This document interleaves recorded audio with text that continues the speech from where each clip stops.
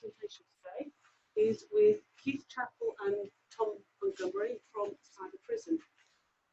Keith has worked in senior hands-on cybersecurity roles for the past 20 years. Worked for government security agencies and more recently with the L3 technology. His work has included cybersecurity surveys on military and civilian vessels, and he's been involved in subsequent remedial design and implementation of cyber attack protection. He recently contributed to the latest BIMCO cybersecurity guidelines for shipping. Tom, his colleague, has degrees in marine law and business and has spent some time in marine P&I clubs in London, including Lloyd's. He swapped careers for a little while and worked in the aviation industry and then came back into Lloyd's as a partner in a Lloyd's broker. So Tom is now a consultant in cyber. Okay, so questions at the end. Thank you. Good morning. Yes, my name is Tom Montgomery, and I'm actually a client of Prism, although I am doing a bit of consultancy work with them. I'm a marine lawyer by trade before I moved into the insurance industry, because to be fair, it was just better for lunch. And my current incarnation is a company called CK Re. We're dealing with shipping, cargo, and super yachts. And due to the increasing number of cyber risks we're seeing, I've teamed up with Prism to help our clients because of the amount of regulation that's coming in and the amount of cases we're seeing of boats being hacked. And as you know, with all insurers, we hate paying for claims. So having someone like Prism on board is very useful for us. Everyone in all countries, governments, and industries are talking about cyber and the risk to all sectors. However, I'm not convinced anyone really knows what they're talking about. From what we've seen, the threat's been varied, constantly changing, and it ranges from the highly sophisticated to the remarkably simple. From specifically targeted to completely random, and from intentional to accidental. The common strand generally is that the person behind the threat wants some data to disrupt your operation. However, increasingly the impact is financial and is capable of causing physical harm. With all these threats in the corporate and private world, it has been finally filtered through to the marine world, which is thankfully yet to have any considerable losses. Which is good for us in the cyber Prism world and the insurance world. The IMO from the 1st of January 2021 will require that all ships must include cyber risk management in their safety management systems to obtain the certificate of compliance. I'm obviously working this from the insurance angle. And I don't know if you've seen the insurance policies, there is a clause, the CL 380, which means that there's no cover if you're attacked by cyber. And this is something I've been working with the insurance industry and insurance providers to come up with some solution, which they're still yet to do. So that's just an image of a super yacht and all the technology on board. It's quite noticeable, actually, which I'll mention later, that on a super yacht, there's more data used than there could be among, against an entire commercial fleet. They have so much on board. This is the CL 380 clause in the insurance document, which means you're not covered. Hopefully you can see all that. There is a debate in the insurance industry as to whether this exclusion would actually be triggered, but the fact is that this clause exists, this exclusion. Vessel owners face the possibility of a double whammy of both the practical consequences of a cyber attack and the lack of insurance coverage to make it good. And there are very few marine insurers out there. I was speaking with AIG the other day, one of the large international insurers, and they said they might cover you if you're attacked by cyber, but it's still very dubious and there's nothing written in paper to fix that. A ship or a super yacht represents a major investment, and like any investment, it must be properly protected. And when that investment, in the case of a super yacht, also provides a floating platform for the owner who want to relax, conduct business, entertain his family, friends, or as I have numerous clients, mistresses, illegitimate children, dubious business colleagues, and so on, the need to ensure that it provides a safe and secure environment to do so becomes ever more important. There's been recently reported that the data demand on a luxury yacht, as I mentioned before, can be greater than an entire commercial fleet. That puts an increased strain on limited and expensive satellite communications. Cyber attacks in commercial shipping is still limited, but there's been an increasing amount. In 2012, over 120 vessels discovered jamming on their global positioning systems. It's 2013. Drug smugglers hacked cargo tracking systems at the port of Antwerp to avoid detection. In 2014, a US port facility suffered a systems disruption that shut down multiple ship-to-shore cranes for several hours. And of course, there's the MERS situation, which I'm sure Keith will talk about later on. Public reporting of cyber attacks against vessels is obviously limited, but that does not mean they're not happening. And in some cases, particularly those involving theft, as you can imagine, a Russian oligarch who uses a yacht as a place of entertainment, shall we say, opens yachts to all sorts of cyber attack. In fact, many years ago, I lived on a super yacht in St. Catherine's Dock, which one of my clients very kindly lent to me, and the yacht next was owned by an Arab who used his as a place of entertainment. I always wondered how he got this past the marina manager at St. Catherine's Dock. The marina manager was driving a brand new Ferrari at the time, so robbery definitely works. Malicious attacks, cyber attacks, whilst newsworthy, aren't always the problem. There's enormous scope for accidental or inadvertent attacks, or called attack vectors, I think they're called, Keith, aren't they? These might include USB sticks, CDs, technical diagnostic kits that you as surveyors might use. There's a recent example of a cargo vessel being incapacitated as a result of damage to its navigation systems following the introduction of a virus by just a phone being plugged into the bridge via USB. So as surveyors, there's a high chance that many losses you see going forward are cyber related. And on the insurance side, this is again while I'm working with Cyber Prism and Keith here. Keith's history is largely unknown. He's on loan from GCHQ. Keith is obviously a spy. He might not even be called Keith. So over to Keith to battle you with tech. Sure. Ooh. I'll just move on to jump you.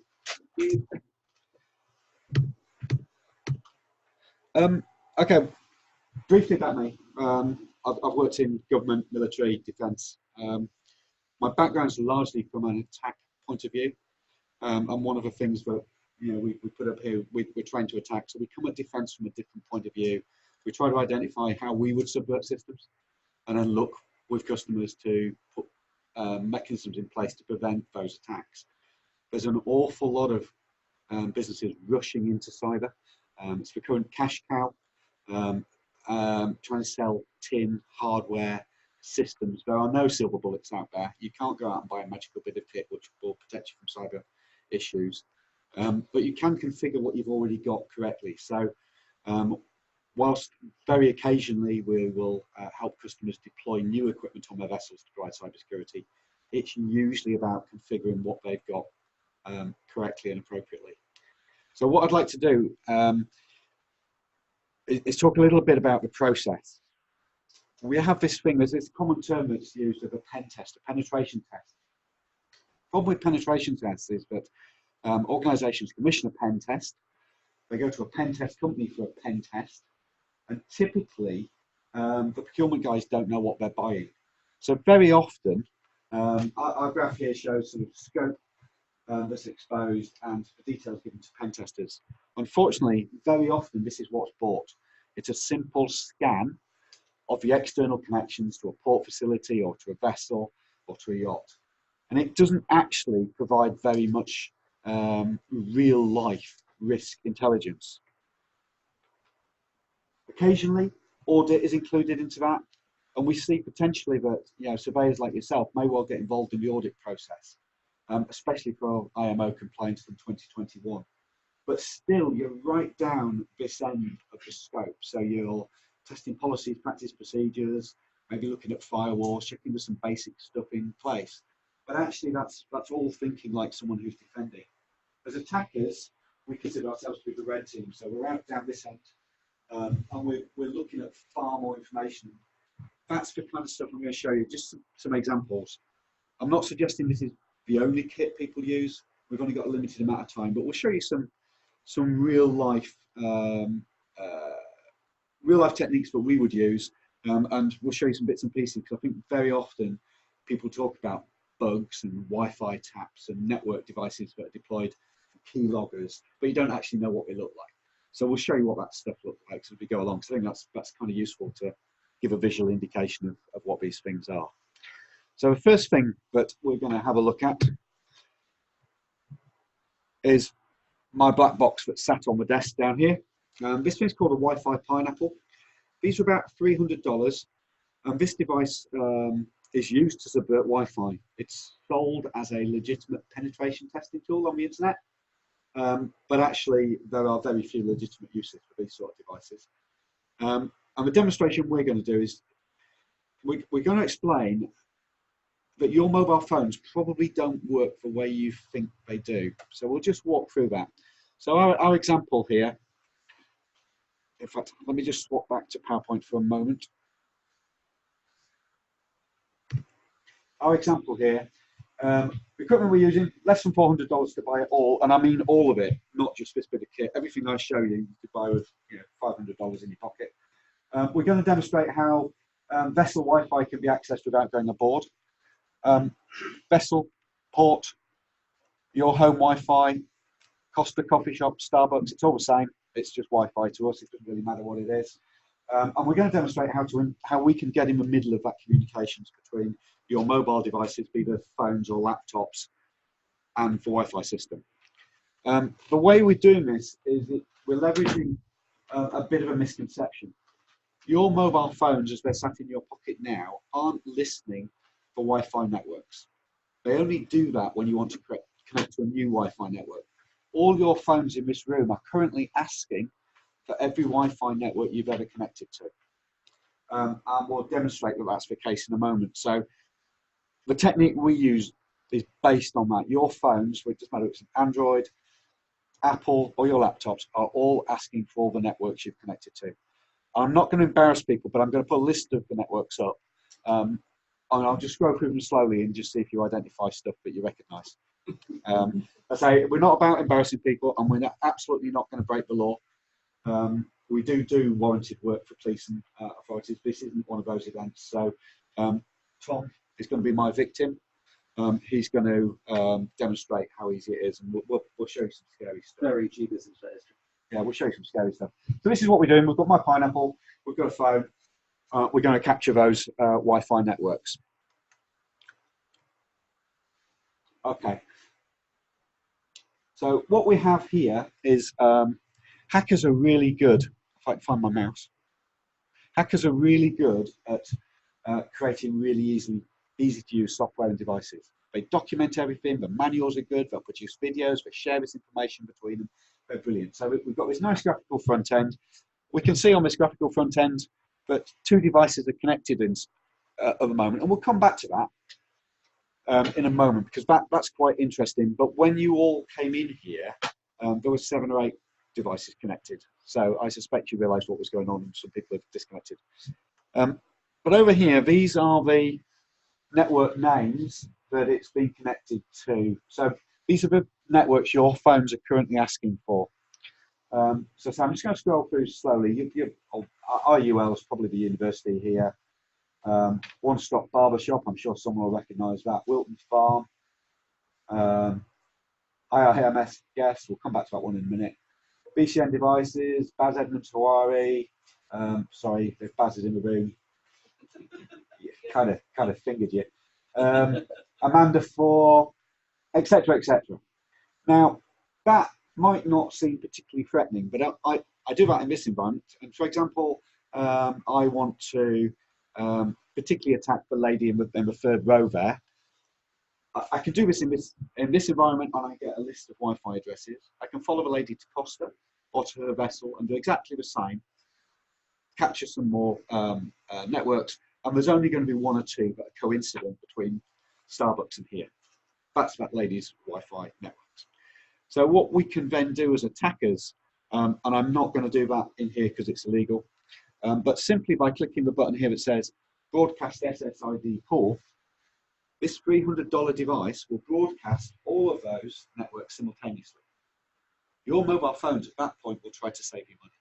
They'll connect to Wi-Fi, not to your 3G, 4G data service.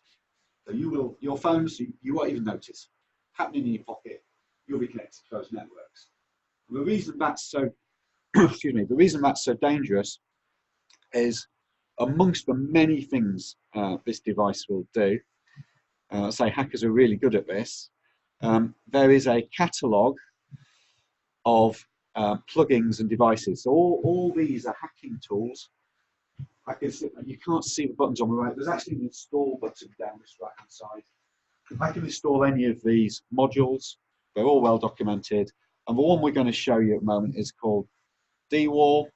You might have seen this sort of thing if you've heard about hacker conferences where people have walked in and their family photos have appeared on the wall behind the stage. So this is now up and running. Tom's got a phone in his hand. It's actually my daughter's cast off because it didn't say Apple on the box for Samsung phone. So we're going to ask Tom to maybe go to Ray Marine's site. If you just refresh that. If you go to bookmarks, go to a different one and then go back to it. He's absolutely hopeless as an assistant. I was promised Debbie McGee. Just technically that. Bookmarks. We'll go to a 3D printing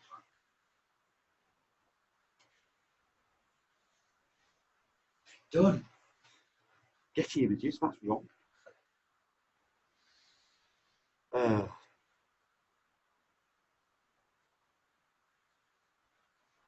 This is the problem with live demonstrations, of course. Let me just stop listening. Let's start again.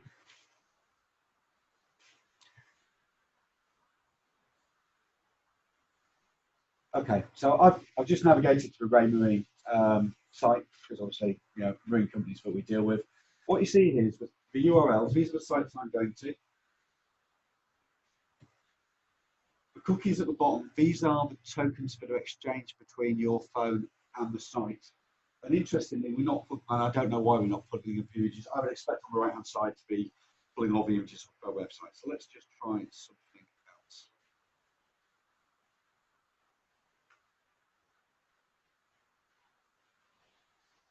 Not our finest moment as live demos go, I've got to say.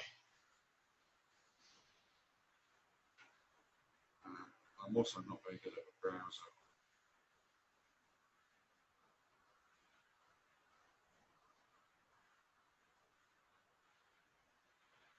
My apologies, please bear with.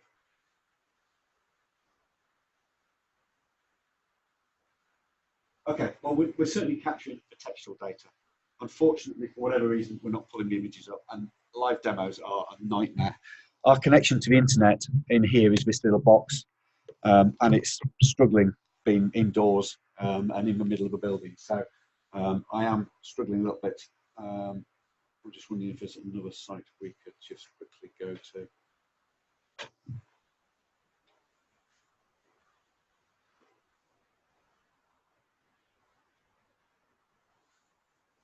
Okay, we're obviously not going to be entirely successful, but you can see I'm actually sat in the middle of the traffic between this phone and the box. We've got a bandwidth issue for sure. I'll give Tom that back. But we'll move on. But if you can imagine, at this point, I'm sat between the phone and your internet service provider, and potentially your bank, your finance system, your email mechanisms. And although when you browse to sites, you might see the green padlock up in the browser bar that says you've got an encrypted connection. Normally that would mean you have an encrypted connection all the way from your phone to the website you're going to your bank, your finance system.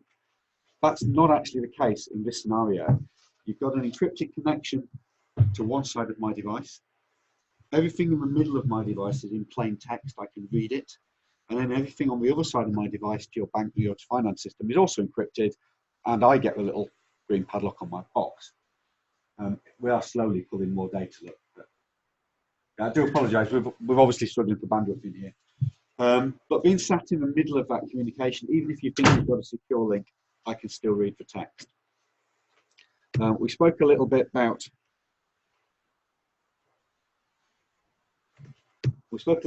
targeting.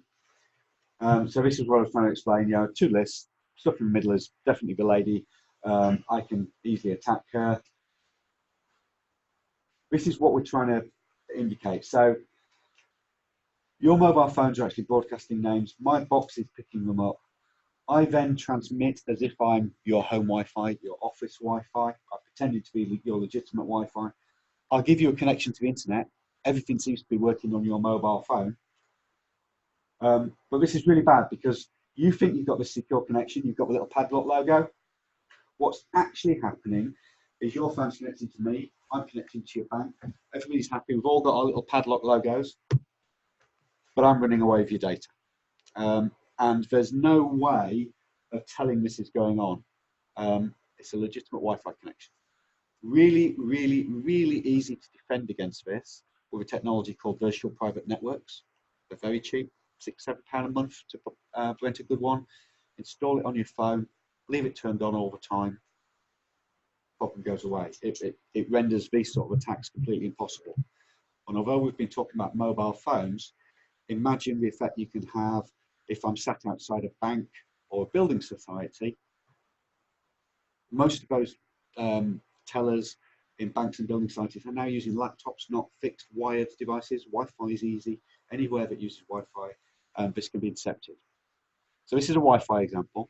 There is an equivalent box to this that can sit in the middle of 3G, 4G network communications. It's a lot more expensive. Not necessarily state level attacking, but certainly organised crime gangs are using boxes like this to sit in the middle of your normal 3G, 4G communications, and that includes voice.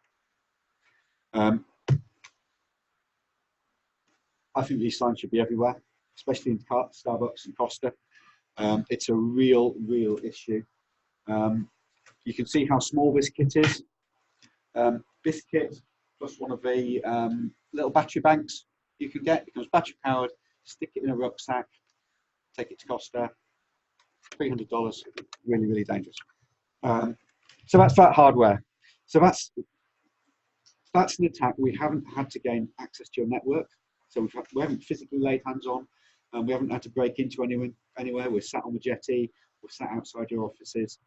So that's what we refer to as a standoff attack. But very often it's useful to actually get into a premise. We want to get into premises because we want to actually deploy some kit. And I'll show you the sort of kit we deploy and a few of the techniques we use to get in. I'll just swap to a camera.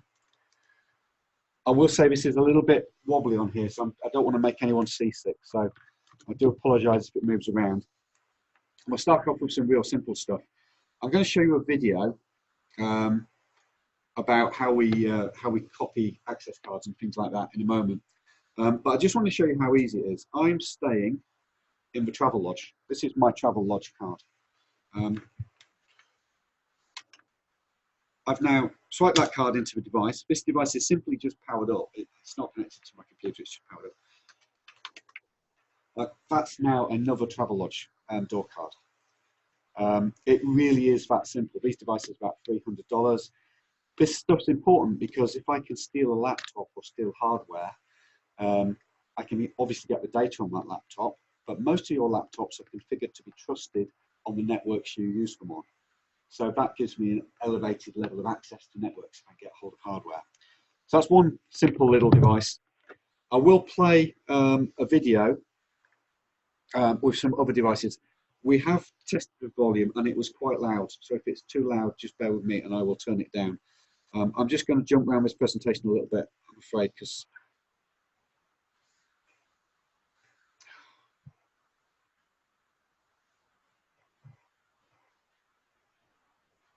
okay, so this is a why we might or how we might gain entry, and then having shown you how we might gain entry, I will show you why that's really quite useful to us. I hope this isn't too loud. Our need for greater efficiency has brought us many conveniences. We've invited the entire internet into our homes through things that we used to regard as inanimate objects. Not anymore. With greater connectivity comes greater vulnerability.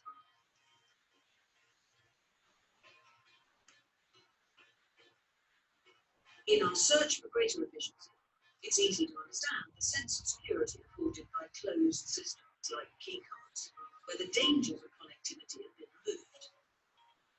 Keycards are now used in many settings, from technical areas that need access restricted to the widely growing hospitality market. But closed systems like keycards carry their own particular risks that we haven't fully considered. Keycard cloning.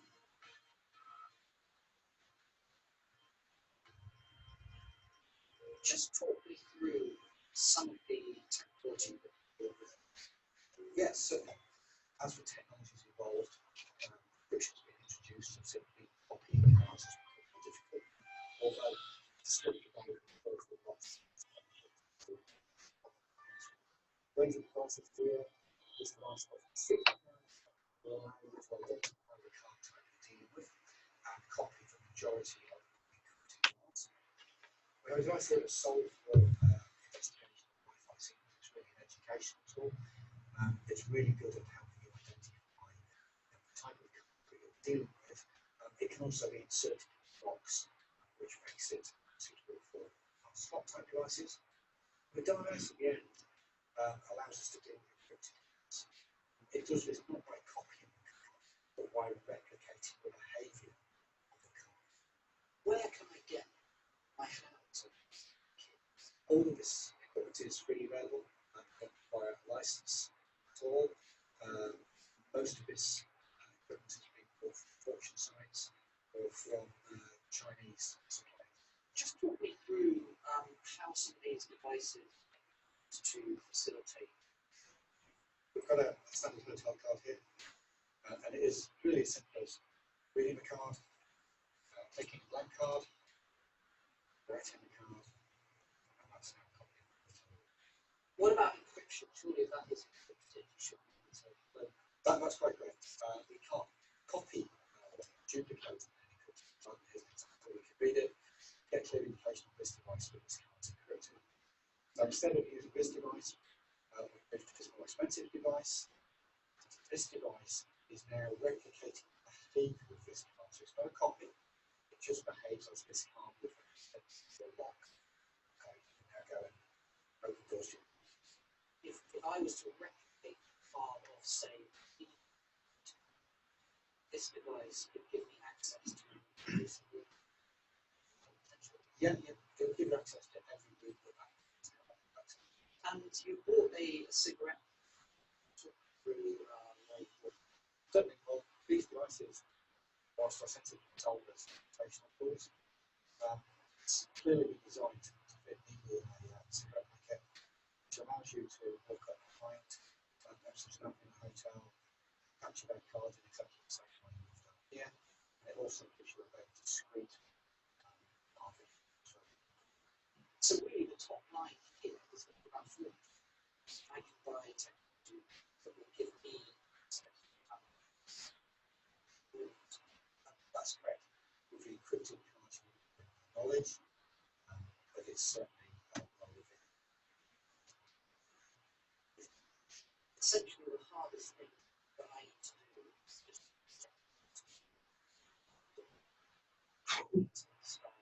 so that I can replicate that.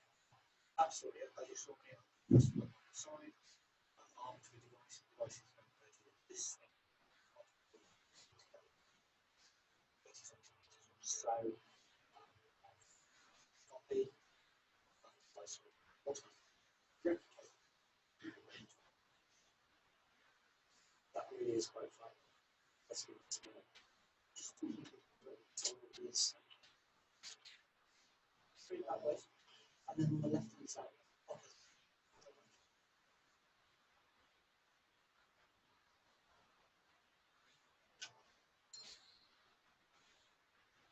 What can businesses do to mitigate for this type of The only thing that you can do to any of these systems today is to understand that sort of information. And you'll have noticed some premises, not hotels, but office and industrial premises may have as well. That relies on presenting the card so you have and entering the code so you know.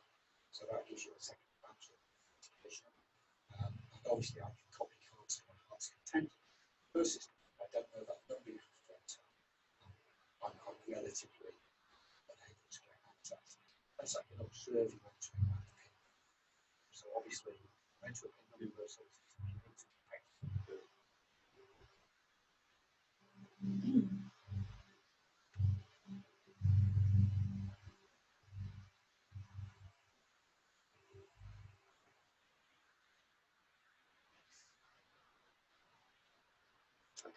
Equal Pro is a company we work with a lot. We don't intend these videos to be scary, but it's all about awareness. You all travel for work. You all stay in hotels. You need to appreciate just how easy it is for anybody to get into these things. There's electronic means like this, but we go old school as well. And I thought I'd just show you some of the old school techniques, because these are still widely used. So you may or may not have seen lockpicks before. This is a set of lockpicks. Picking locks is actually really hard. You see it on Hollywood and they wiggle a stick around with a lock and the thing springs open. It's not like that at all. I'm quite good at picking locks, say so myself. It takes me a reasonable amount of time to break in. But these things are commercially available. Both these sets of lockpicks were bought off Amazon for not very much money. What does work really well though, and takes no skill at all really, is things like these. These are called bump keys. And these, the way these are cut, you can see that one. They've got all the teeth that you'd expect are just raised. And the way these work, and you do not have to be particularly skilled.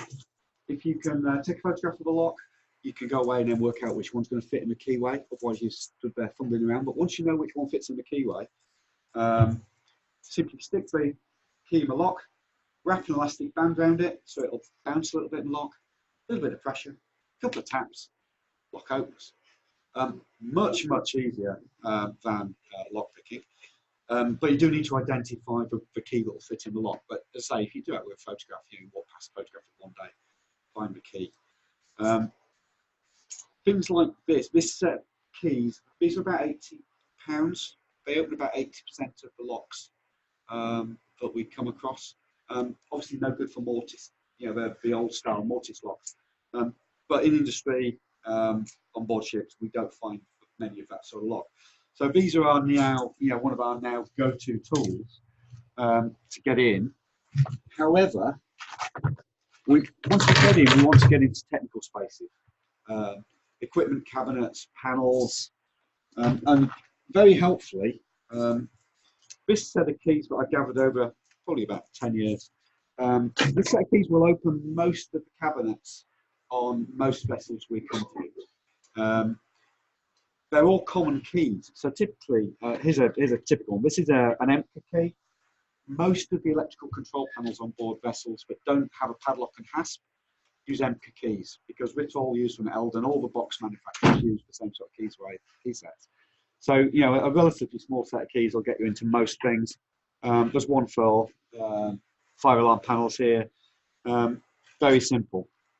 Even better than that, a lot of cabinets don't even use a proper key. They use these sort of devices. So we've got, you know, the sort of things you see that the training inspector use, squares, T-keys. This T-key is very popular for electrical cabinets.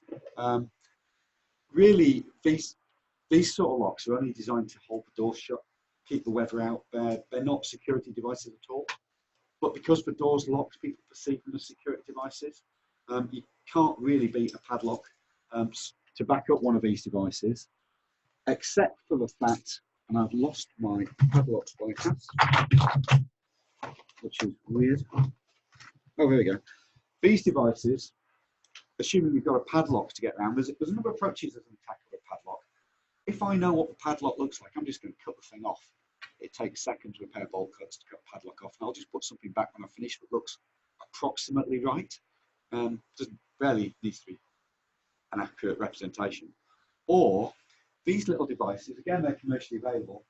This little shim, you push down the hole where the hasp goes in, and it releases the lock. You know, again, commercially available. You buy these on Amazon, eBay, wherever you want, pennies. So even padlocks aren't that good. So physical security is relatively easy to bypass. Other things commercially available. We always carry piano wire in our attack kits. It's really easy to feed piano wire around your locks and pull them back. Plastic mica shims.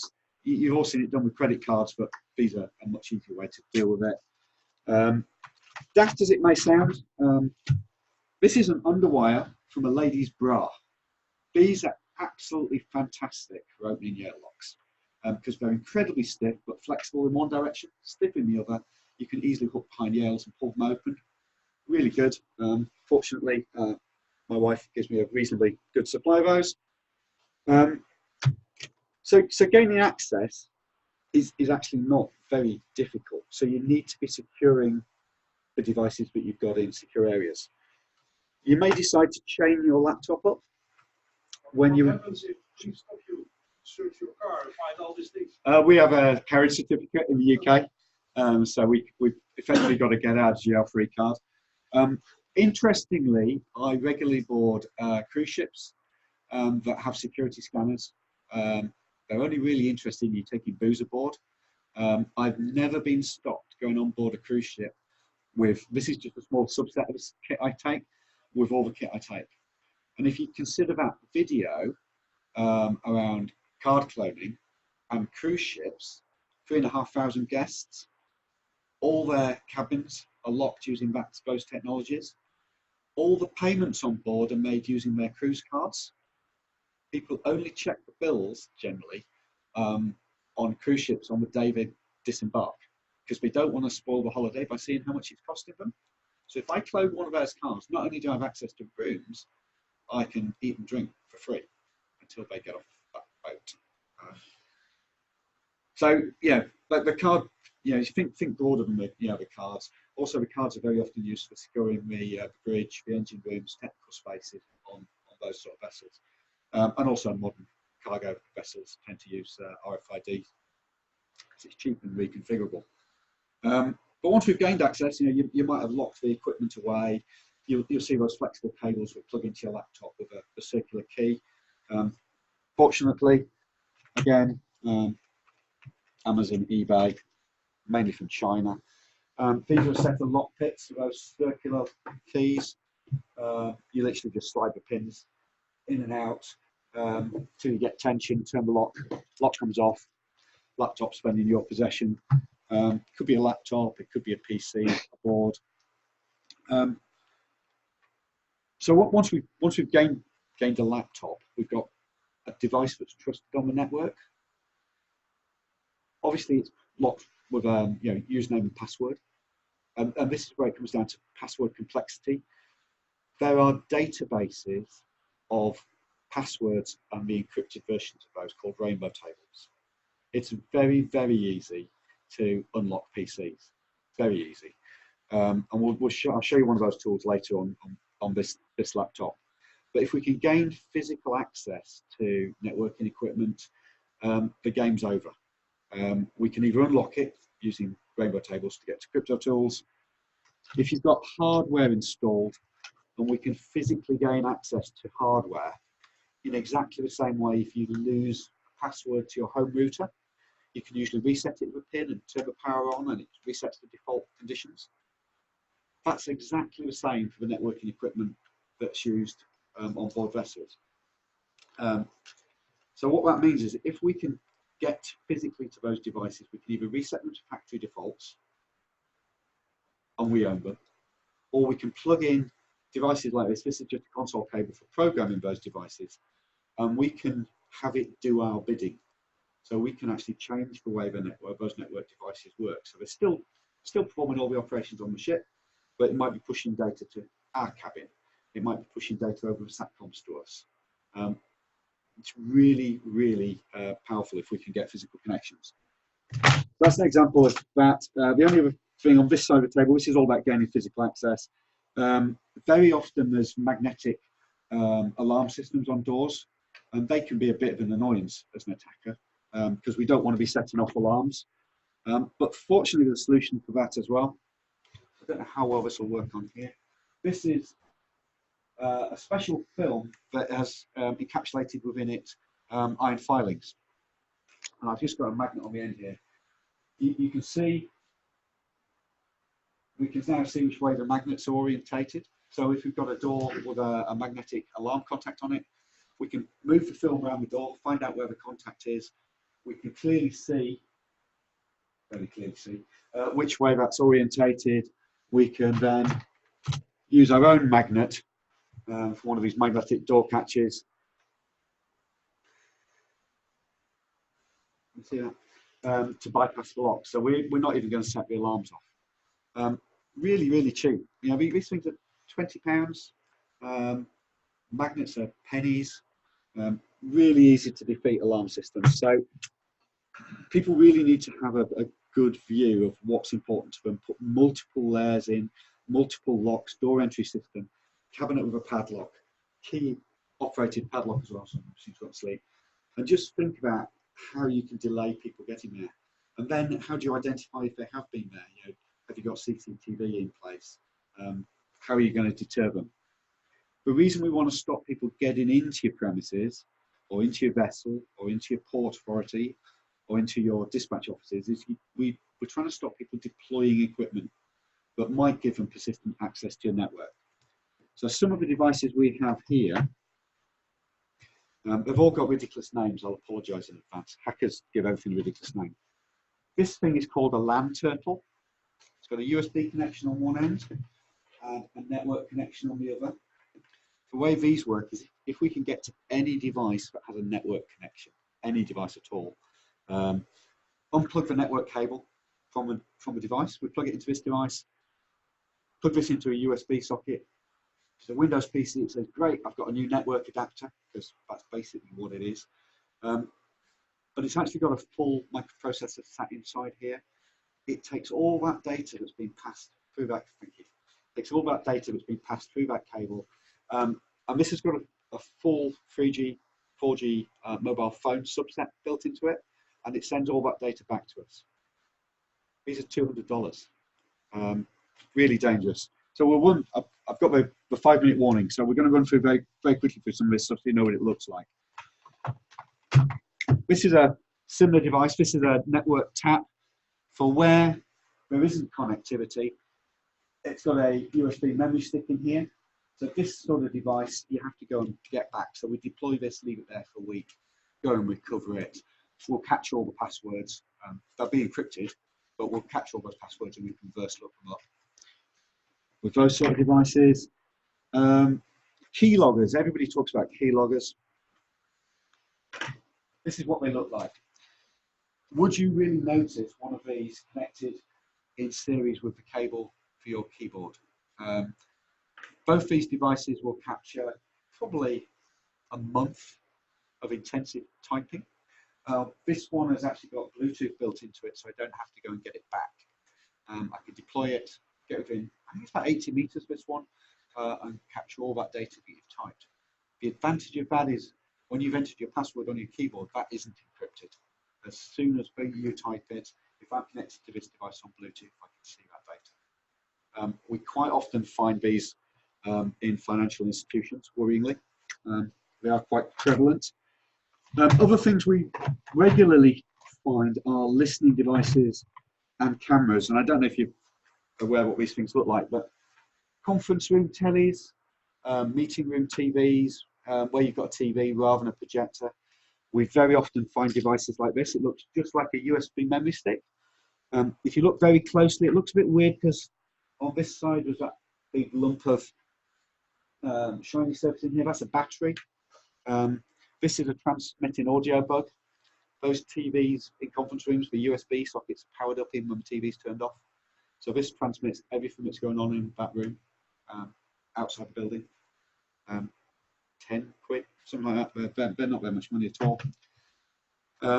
Cameras, we find a lot of deployed cameras in meeting rooms, especially around board meetings, audit time, for people that want to get insider knowledge for insider dealing. The little element on the end, I don't know, I'll put my finger next to it for scale. That's the camera. That's the bit you're looking for. This stuff at the back here provides some storage, but it connects to your Wi-Fi. It uses your Wi-Fi to get your images and your audio out of your meeting room to me. Really very dangerous. And here's this one we had actually found. This was built into some furniture. See how it just looks like a button? These things are all over the place. You know, they're ubiquitous. They're out there. You know, I think devices like this are 20 or 30 pounds. the little button style ones, they're a little bit more money, but very discreet, maybe £50. So that's that sort of stuff. Just in closing, we'll just show you a, assuming that the box is here.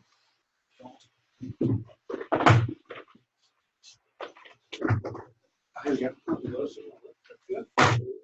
Here we go. Just take away from that. Okay, so this is a normal PC. I'll just move these lanyards are here because actually again these are all available from eBay. So when I want to get into places, quite often I just walk in. So police lanyard, emergency services lanyard, NHS, complete with a legitimate looking ID card I printed the other night. Security, just brass it out. You guys all walk around with clipboards. How often do you get challenged? Just walk into places. So this laptop, which I will just very quickly log into.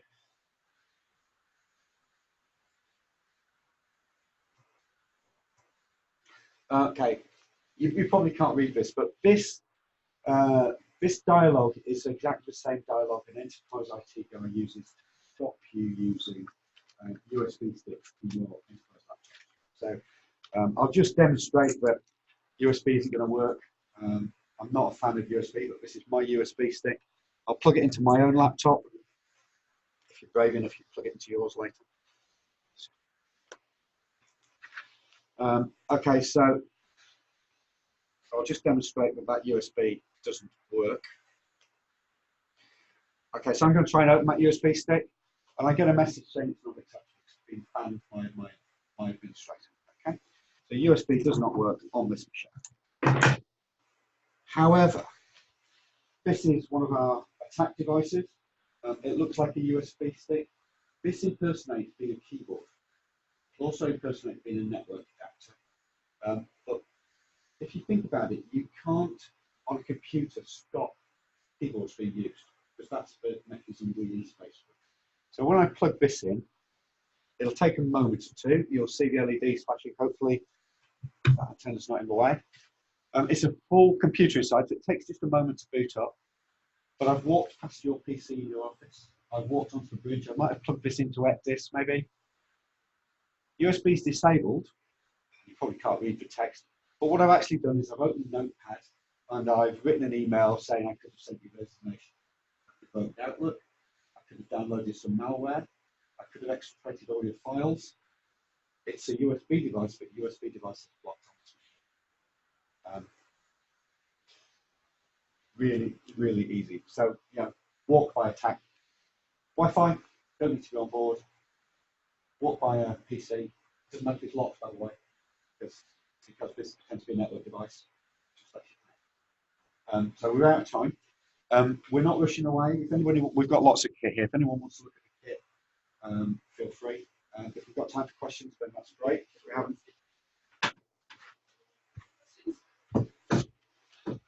any questions, or you just flat over that? sure. So,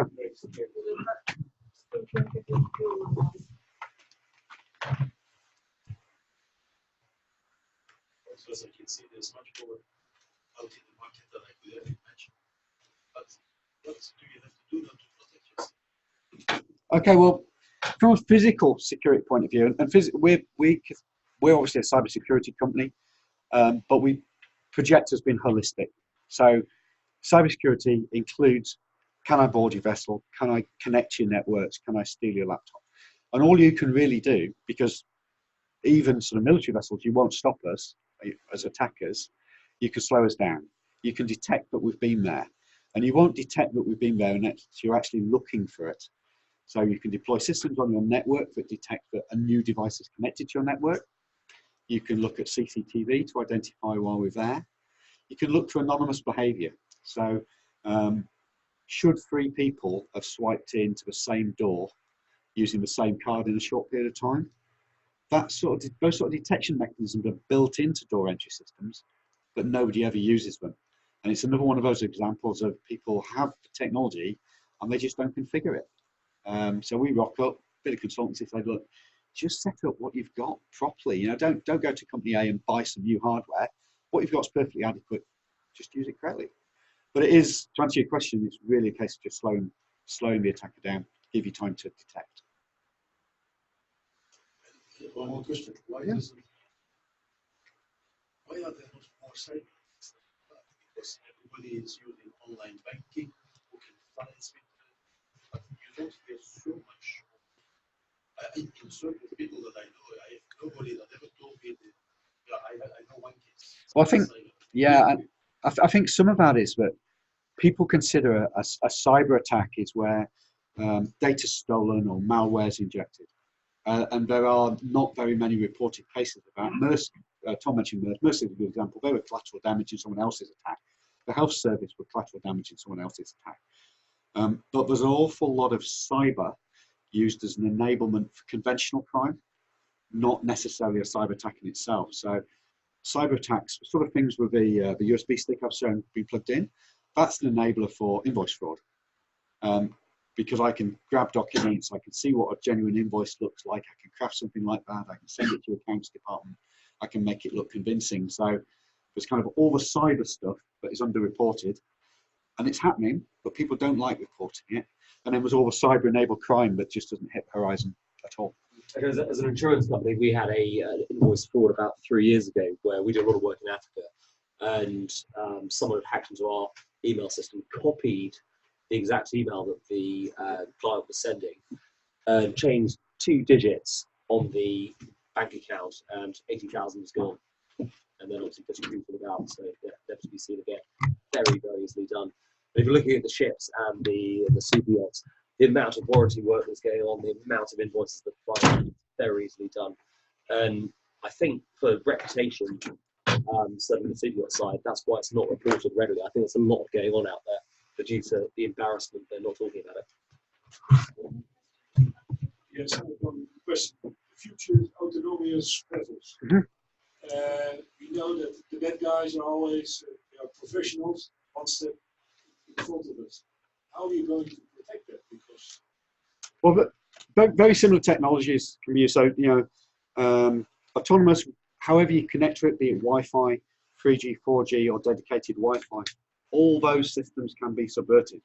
You might need to throw a little bit more money at it for dedicated wireless comms, but they can all be subverted. But the same protection measures work. So if you encrypt the traffic from end to end using a virtual private network, or from end to end and between other vessels, because these autonomous ships need to be able to talk to each other.